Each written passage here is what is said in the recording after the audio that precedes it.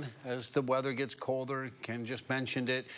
He moves into our area. Plumbers are offering some helpful tips to all homeowners to prevent frozen pipes. 6 on your side, reporter Dominic Webster spoke with a plumbing company this evening to get some tips from them. He joins us now live in the studio with that story. Don, no one wants frozen or burst pipes during the winter months, so there are several things that you can do to make the likelihood of something like that happening less. John Arfmann with Pipe Wrench Plumbing tells us there are several ways to prevent those frozen and burst pipes.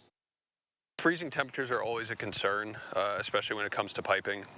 The best thing that one can do, first off, is if there's any exposed piping, whether that be in the crawl space, outside, basement, or attic, you want to make sure that it's insulated if at all possible. Another area that needs to be tended to when the temperatures drop are the outdoor hose spigots. It's a call that Pipe Wrench responds to often. That's really what the most common call for service is for us when it comes to cold weather and broken pipes. It's a hose bib that's frozen and broke.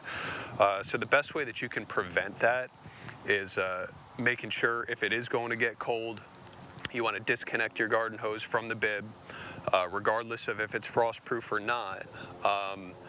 Make sure that it's drained, and if you have a hose bib cover, to cover it. Inside, you still need to make sure the pipes to sinks are warm. One way to make sure that happens is opening the cabinet doors beneath the sink. Steps that we can take to help prevent the pipes freezing, opening up cabinets, whether that be the kitchen sink or a vanity in the lavatory or anything like that. Just opening them up and leaving them open overnight when it's the coldest, just to kind of allow the heat from the house, the ambient heat, to get in there and warm the space under here. You can also set your faucets to slowly drip water overnight or while you're away to keep the water moving. If you do have a single handle faucet, you want to make sure that you're in between hot and cold, so that we're running water from both the hot and the cold sides. If you have 2 handles, just a little bit on each one, and it really doesn't need to be a whole lot.